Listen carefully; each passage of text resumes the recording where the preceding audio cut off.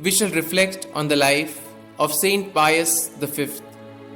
Pope St. Pius V was born Antonio Ghislieri in Piedmont, Italy, of an impoverished family of the Bolognese nobility. He joined the order of preachers at 14, taking the name Michael. Ordered to the priesthood at the age of 24, for 16 years he devoted himself to the teaching of philosophy and theology.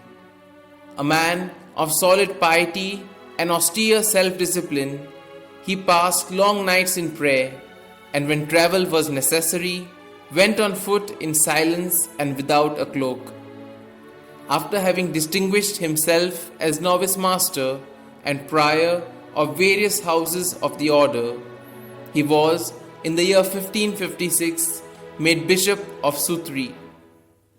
His all-consuming and selfless zeal for the purity of the faith led to his being made Inquisitor General and Cardinal in 1557.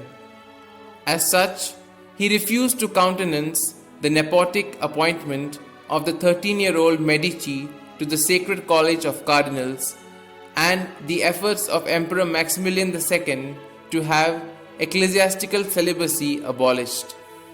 On the death of Pope Pius IV in 1566, Bishop Ghislieri was, through the efforts of his friend St. Charles Borromeo, elected successor, a signal victory for the party of the Reform at a time when austerity and severity were particularly required in the Church, for the new Pope's uncompromising stand in matters of faith and discipline were well known by then.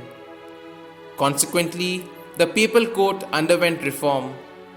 The cardinals were urged to curb their luxurious lifestyle that they were accustomed to. Bishops were required to found diocesan seminaries and to reside in their sees. The secular clergy, the religious orders, and even the laity came to feel the Pope's influence in carrying out the decisions of the Great Council of Trent, which had been drawn to a close in 1563. Church music and liturgical worship were also reformed. To the Mass were added the Domine non sum dignus, the Confiteor, and the Blessing. In the political field, Pius vigorously supported the Catholics in foreign lands.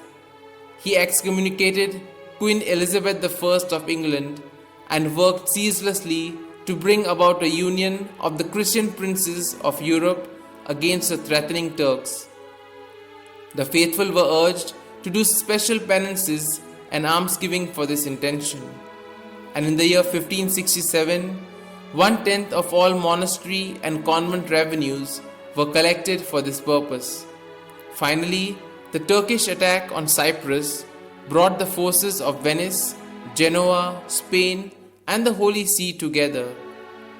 Don Juan of Austria, as commander-in-chief of the Allied fleets, having left behind all soldiers of known evil lives, won the great naval victory of Lepanto on the 7th of October 1571, while a great procession of the Rosary Confraternity was passing through the streets of Rome, imploring divine assistance.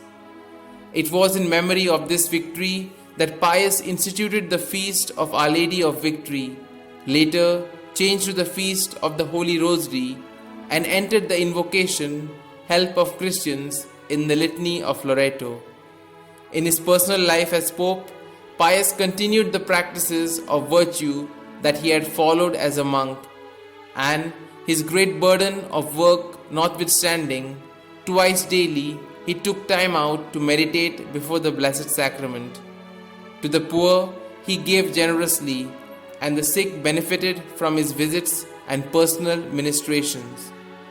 St. Pius V died on the 1st of May 1572. Pope Sixtus V had his mortal remains moved from St. Peter's to St. Mary's Major's on 9th of January 1588. Beatified by Pope Clement X on 10th of May, he was canonized by Pope Clement XI on the 22nd of May 1712.